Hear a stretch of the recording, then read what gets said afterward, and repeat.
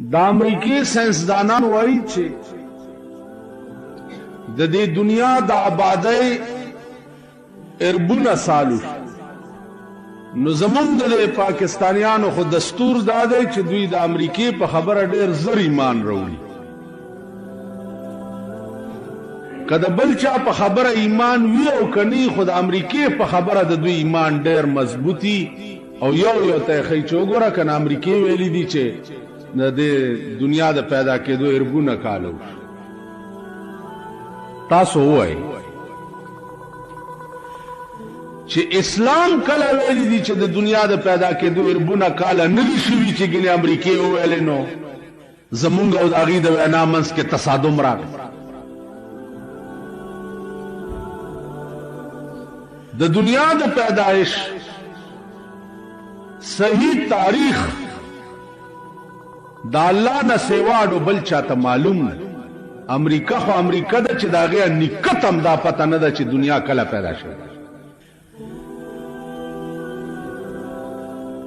4 کتابونه دي آسماني،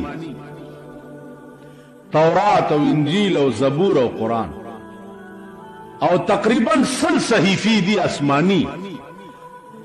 دا 4 کتاب او 100 صحائف آسماني، نه په صحیفو کې دا تاریخ لیکلی او نه په 4 واړو کتابونو کې دا تاریخ لیکلی دی چې دنیا کله پیدا شوه.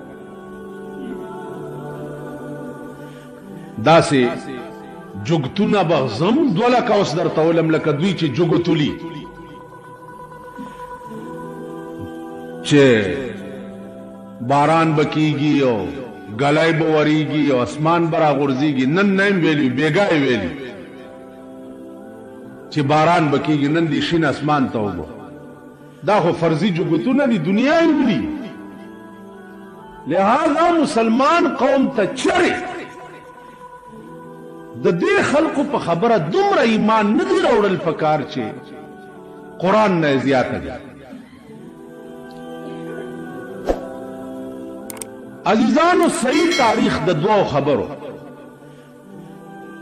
چې دنیا پیدا په کومه ورځ ده، په کوم تاریخ ته، او ورانېږي به په کوم تاریخ، دا علم سوا د الله نه بل هیچا ته نشته. او دا قرآن ویلي ان الله عنده علم الساعة وينزل الغيث ويعلم ما في الارحام وما تدري نفس ماذا تكسب غدا وما تدري نفس بأي ارض تموت. سوا د الله نه هیڅ چاته دا نشته. ان الله عنده علم الساعة، د قیامت د برپا کېدو علم سوا د الله نه بل هیڅ چاته نشته.